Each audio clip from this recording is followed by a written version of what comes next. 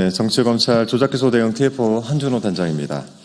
최근 쌍방울 대북 송금 사건과 관련해서 사건의 진상을 밝혀낼 증언과 증거들이 잇따르고 있습니다. 특히 이재명 대통령이 이 사건과 관계가 없다라는 주장이 김성태 전 쌍방울그룹 회장을 통해서 제기가 되고 있는 상황이어서 검찰의 공소 사실이 근본적으로 흔들리고 있습니다. 도대체 이런 수사와 재판을 계속해야 하는 이유가 무엇인지 검찰에 묻지 않을 수가 없습니다. 그동안 공소 사실을 전부 인정해왔던 김성태 전 회장의 말까지 바뀌었다고 한다면 이재명 대통령을 범인으로 몰아간 그 근거가 도대체 무엇인지 검찰은 국민 앞에서 솔직하게 답변을 해야 합니다. 이 돈을 받았다는 북한의 인물에게 진상을 따져 묻기 어려우니 검찰이 그 틈바구니를 파고들어서 사건을 날조한 것은 아닌지 규명이 꼭 필요해 보입니다. 오늘 우리 TF는 쌍방울 대북송금 사건의 공범 프레임이 매우 왜곡되어 있다는 점을 국민께 설명드리기 위해서 이 기자회견을 열게 되었습니다. 또 이 프레임을 강화하는 데 일조했던 엄용수 전 쌍방울 회장 비서실장의 위증 의혹을 수사해야 한다는 필요성에 대해서도 말씀을 드리겠습니다. 언론과 국민 여러분들께서도 이 사실에 대해서 함께 관심 가져주시길 부탁드리겠습니다.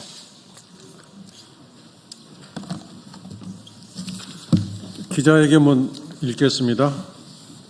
쌍방울 대북 송금 사건 왜곡된 공범 프레임의 진실을 밝혀야.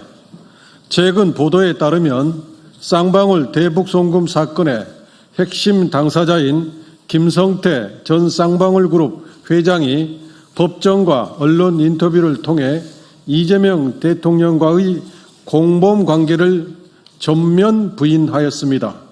이는 그간 검찰과 일부 언론이 만들어 온 이재명 지시 공범 프레임을 뒤흔드는 중대한 발언이자 사건의 실체를 재조명해야 할 중요한 계기입니다. 왜곡된 사건 인식을 바로잡아야 합니다. 그동안 많은 국민들은 이재명 당시 경기도지사가 지시하여 쌍방울이 북한에 송금했다는 식으로 이해해 왔습니다. 이는 지금까지의 검찰 공소장, 언론 보도의 주된 서사였습니다. 법정에서 확정되지도 않은 주장을 마치 기정사실처럼 전달하면서 주범과 공범 관계를 전제한 기사들이 쏟아져 나왔습니다. 그래서 국민들은 이재명 당시 경기도지사가 직접 지시하고 김성태와 이화영이 그 공범으로서 실행했다는 사건 서사의 틀을 믿게 된 것이었습니다. 이재명 대통령은 선거 기간과 민주당 당대표 시기 내내 이러한 프레임에 시달렸습니다. 그러나 지난 8월 11일 수원지방법원에서 재판을 마친 뒤 김성태 전 회장은 기자에게 다음과 같이 말했습니다. 그분 이재명 대통령이 직접 저한테 뭘 하라고 한 건 아니기 때문에 직접적으로 소통하거나 지시를 받은 적 없다. 나도 들은 게 없다라고 밝혔습니다.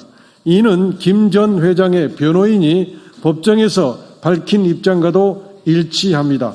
김 전 회장의 변호인은 이화영 전 부지사와의 공범 관계는 인정하지만 이재명과의 공범 관계는 없다고 명확히 선을 그었습니다.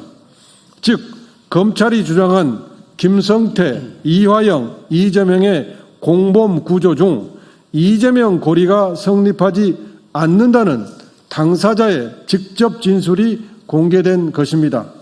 이 발언은 단순한 변명 차원이 아니라 2019년에서 2020년 사이 이재명 당시 경기도지사의 지시로 경기도와 쌍방울이 북한에 송금했다는 사건의 법적, 사실적 틀을 근본적으로 뒤흔드는 내용입니다. 제보된 엄영수 전 비서실장의 위증 의혹입니다. 이와 관련해 저희에게 또 다른 제보가 접수되었습니다. 접수된 제보는 이 사건이 정치적으로 왜곡 조작되었을 가능성을 더욱 짙게 만듭니다. 들어온 제보에 따르면 엄영수 전 쌍방울 회장 비서실장은 2024년 10월 국회 청문회에서 대북 송금 사건과 관련해 이재명 전 경기도지사와 관련한 증언을 하였습니다. 지난해 10월 3차 청문회 당시 오전에는 출석하지 않았다가 오후에 느닷없이 출석해 저희가 500만 불을 대북 송금할 이유가 전혀 없다며 마치 쌍방울 대북 송금 사건이 이재명 당시 경기도지사의 방북을 위한 것이라는 취지로 증언했습니다. 이는 이재명 지사의 방북을 위해 이재명 지사의 지시를 받아 이화영과 김성태가 이를 행했다는 공범 프레임과 정확히 일치하는 증언이었습니다. 엄영수 비서실장은 그 증언한 날 술 한잔 사달라며 서울시내 모 총경급 경찰서장을 압구정동 국민은행 지하 모 주점으로 불러내 접대부 3명, 국악인 1명과 함께 술을 마시며 마치 청문회 위증으로 스타가 된 양 떠들어댔다고 합니다. 그리고 핸드폰에서 인터넷 기사를 검색해 자기들끼리 돌려보는 등 스타가 된 것처럼 의기양양하게 술자리를 가졌다고 합니다. 이들이 술자리에서 나눈 이야기는 충격적입니다. 이재명이 대통령 되면 어떻게 해요?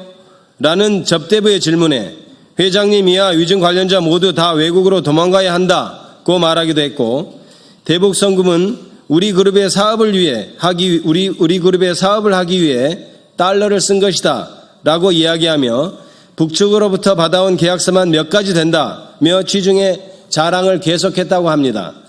이후 위증 증언에 대한 보답인지 엄영수 씨는 그룹 감사팀장에서 대표이사로 발령나고 축하의 문자 메시지도 주고받았다고 합니다.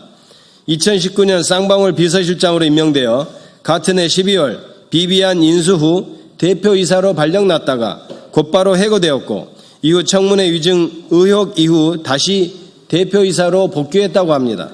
이러한 행적은 그의 국회 증언의 진실성을 강하게 의심하게 만듭니다.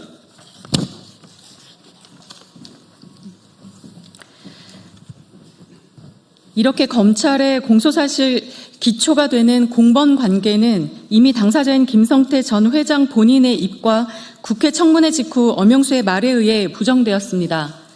게다가 핵심 증인의 위증 의혹이 불거진 상황에서 이를 방치한다면 대북 송금 사건은 정치적 의도와 거짓 증언이 결합된 조작 사건으로 굳어질 위험이 있습니다.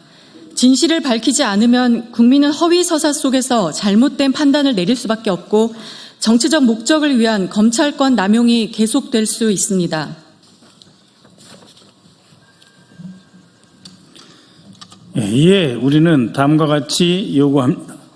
위증 의혹을 철저히 수사해 주십시오. 검찰과 특검은 엄영수 전 비서실장의 청문회 발언이 거짓이고 허위였다는 점을 확인하기 위한 수사를 즉시 착수해 주십시오. 공범 프레임에 대해서 재검증해 주십시오. 김성태 전 회장의 공범 부인 발언을 토대로 검찰의 기소 논리를 재점검하고 진술 세미나 등을 기획한 자들이 누구인지 밝혀야 할 것입니다. 정치 사법 개입을 차단해 주십시오. 사건 왜곡과 정치 조작에 개입한 모든 세력을 찾아내 엄중히 처벌해야 합니다. 이번 사건은 정치 권력과 사법 권력이 결탁해 만들어낸 정치 공작 의혹 사건입니다. 진실은 은폐로 사라지지 않습니다. 지금이 바로 조작된 프레임을 깨고 국민 앞에 사실 그대로 드러내야 할 때입니다.